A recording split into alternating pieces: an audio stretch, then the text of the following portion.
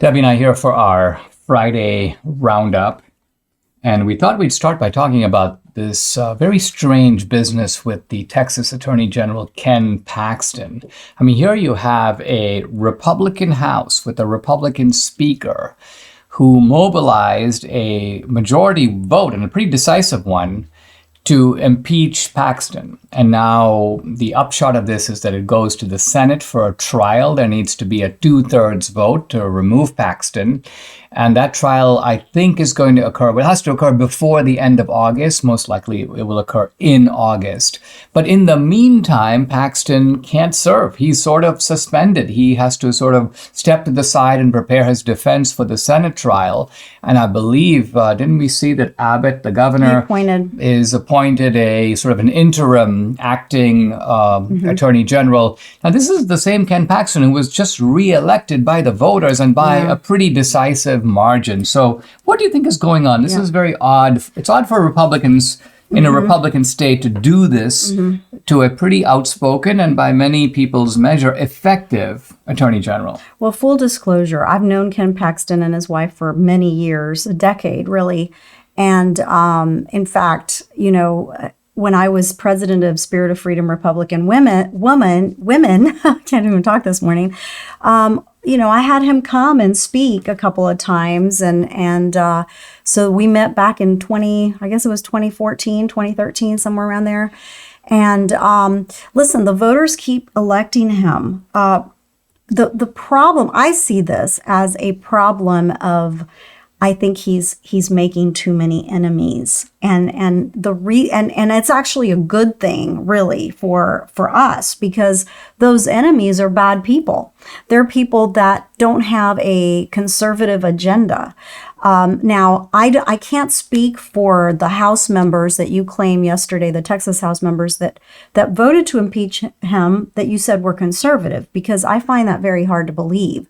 I am pretty certain that the evangelical conservatives in the state house voted against the impeachment. Well, if you look at the numbers, the vote was so lopsided, 121 to impeach, 23 not to impeach. So just look at the logic of that. There's no way there are only 23 conservatives in the entire Texas House. Yeah, there are some rhinos here. There are some moderates who are nevertheless Republicans. But the point being, the ratio of the moderates to the conservatives is probably going to be somewhat even.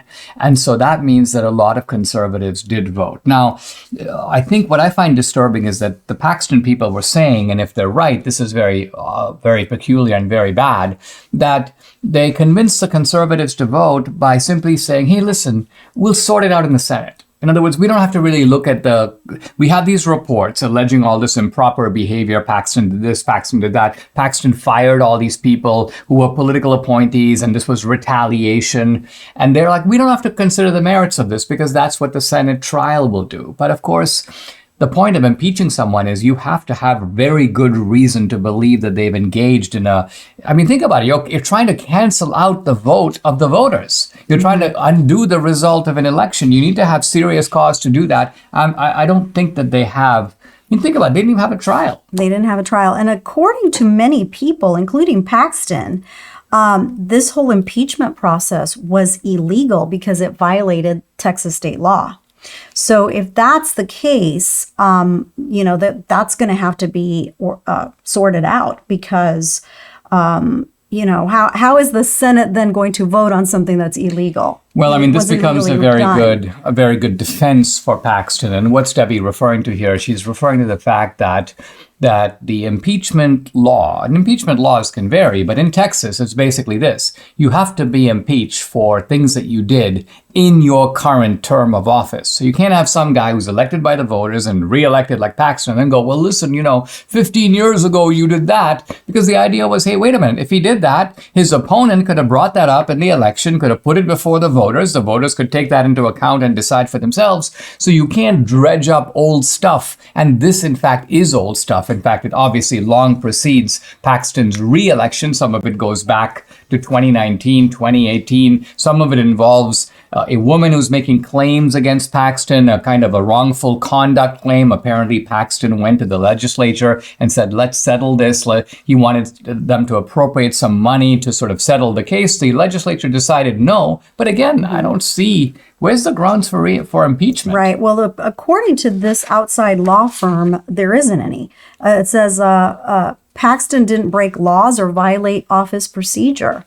So, and this was an outside firm that did a review of all these charges. And you said that they posted this even before the election, right? So that the voters could see this. So apparently the Texas House took it upon itself to undo what the voters in November did. Quite clearly, there's a kind of vendetta against Paxton. It must be, as you say, that he made a lot of enemies, and they're like, this is an opportunity to gang up on him. Mm-hmm. I don't think it's going to work in the Senate, but the fact that they were able to put him out of business for the summer. Well, and it goes back to even to Trump's impeachment. Is it now a case that you're impeaching people because you don't like them? You don't like their what they did Forget about high crimes and misdemeanors. Right. You just don't like them. They kind of get under your skin, or they did something way back before they were even in office. And you're like, yeah, I think I'm going to bring that up. We call this defining impeachment down.